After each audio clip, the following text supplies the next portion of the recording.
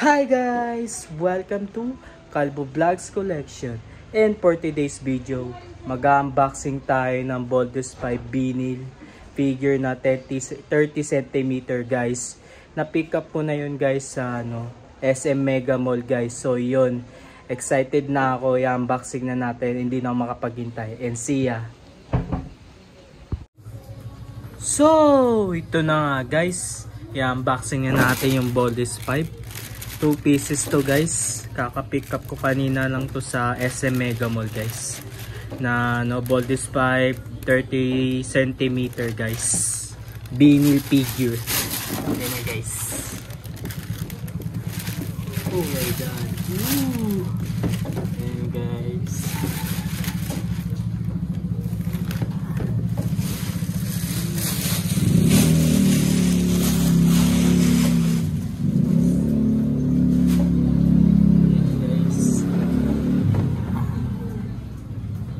Guys, no?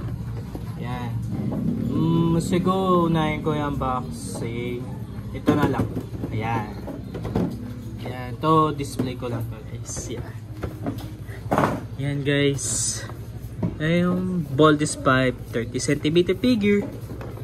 Ayan. Laki oh. Laki siya guys. Ayan oh. Ayan. Ito yung ano niya. Side niya. Sa ilalim, side sa gilid, at yung price niya guys, yan o. Yan. May siya, license siya ng Telex Access Production guys. Ito yung price niya guys, SRP. Yan yung likod niya guys. Yan. Yan. Yun yung niya, based on the hit a live action TV series. Boldus 5 is the last line of the defense against the invading Bosnian empires when the 5-bolt machine comes together and bolt in there form a massive mecha with the incredible strange and diverse as arsenal of weapons. Yun lang guys. So yan. Yan o. Yan guys yung Boldus 5 Legacy. So yan. Tara, buksan na natin. Masyadong malaki siya guys. Ayan. Wow. Ayan. Ayan guys. So yan siya guys. Yan yung packaging niya. Tingnan natin kung may kasama instruction manual. Wala siyang instruction manual guys. So yan lang. Yan. Yan. Tatanggalin na natin sa plastic.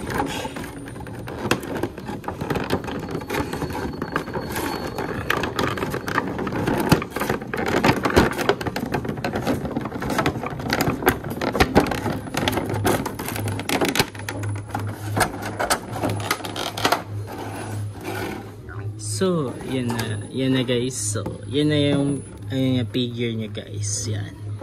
Oh, guys, no? Made rubber siya guys. Yan.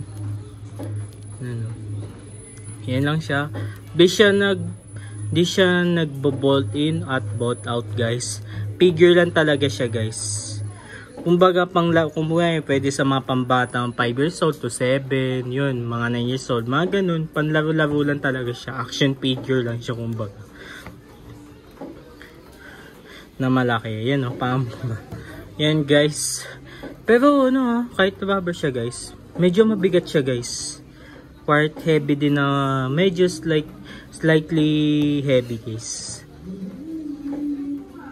Yan. Yung ulo guys, di siya na 3060 guys, no? Pagdating sa arms niya guys, yan. Tingnan natin, yan. Yan guys, yung arms niya na 3060 guys. Yung kabila. Yan. So, yan guys. Na 3060 yung dalawang arms niya dito. Yun lang guys. So guys, pasensya na kayo na medyo maingay na sa paligid guys. May birthday lang, may nagbibideo. Okay, yun lang guys. So yan, continue natin video yan. Ayan yung hip, yun yung ano niya, yung baywang niya guys. Hindi siya 3360. Yeah. So sa legs, di rin na 3360 siya guys. Yan. Yan. Yung likod niya guys, yan yung design niya. Yan. Yan lang guys.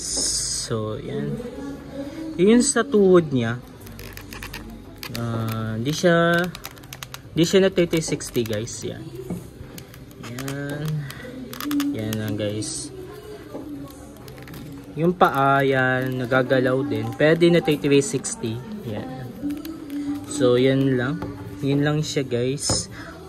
Panlaro-laro lang talaga siya guys. Or pang collection, maganda rin pang display to guys.